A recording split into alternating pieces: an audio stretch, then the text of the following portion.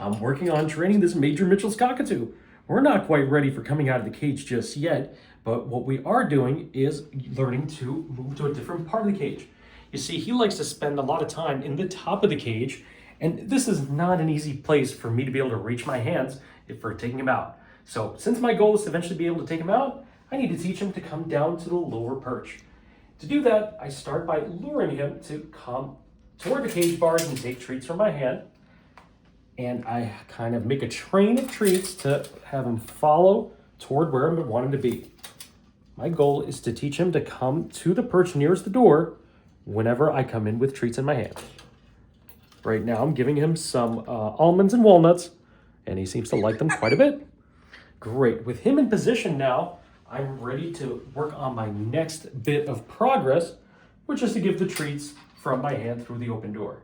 We've already established following the treats to come on earlier days, but he's still a little bit restless when I stick my hands in the cage. So I keep the door closed at all times except when I'm ready to give him a treat so he doesn't dart out when I'm not expecting it. Let him eat the treat before I offer any new ones. And I just reach in, give him the treat, and close the door. That's going really well.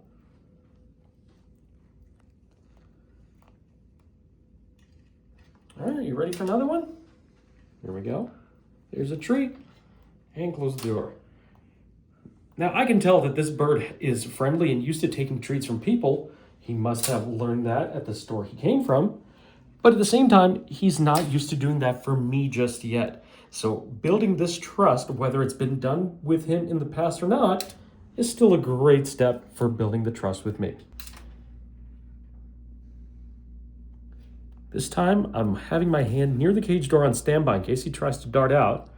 But instead, I try to trust him and give him multiple treats in a row over and over again so that he's used to just staying on a perch, taking treats from me and not trying to rush and climb out of the cage and get into some kind of trouble where I wouldn't be able to put him back away.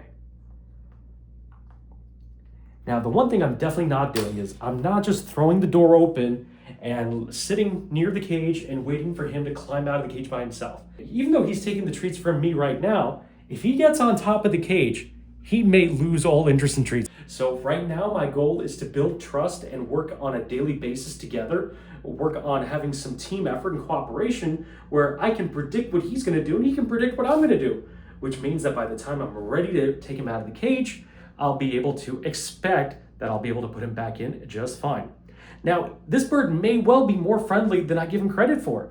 I'm not saying he's an unfriendly bird, but I don't want to find that out, not only because I don't like getting bit, but also because it would traumatize the bird to push too far and start touching him or having him step up if he is not ready for that.